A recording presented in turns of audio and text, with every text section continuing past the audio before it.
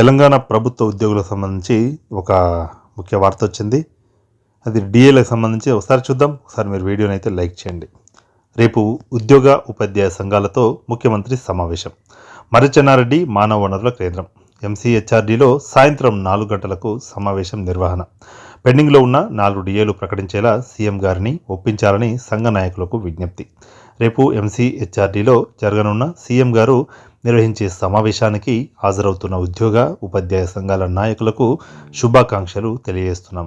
గత 2 ఏళ్లుగా డిఏలు ఇవ్వకపోవడం వల్ల ఉద్యోగ ఉపాధ్యాయుల్లో పెరిగిన అసంతృప్తి గురించి వివరించి, గత ప్రభుత్వం మన పట్ల వ్యవహరించిన విధానాల వల్లే గత ప్రభుత్వం అధికారం కోల్పోయిన సంగతిని గుర్తు చేసి పెండింగ్లో ఉన్న 4 డిఏలను వెంటనే ఇవ్వాలని డిమాండ్ చేయాలని సంఘ నాయకులకు విజ్ఞప్తి చేస్తున్నాం.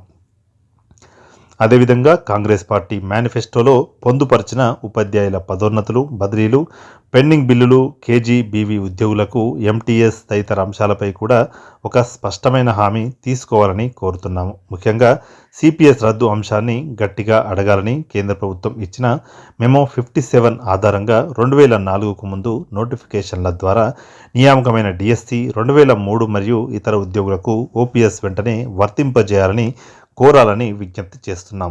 ఉద్యోగ ఉపాధ్యాయుల తెలంగాణ రాష్ట్రం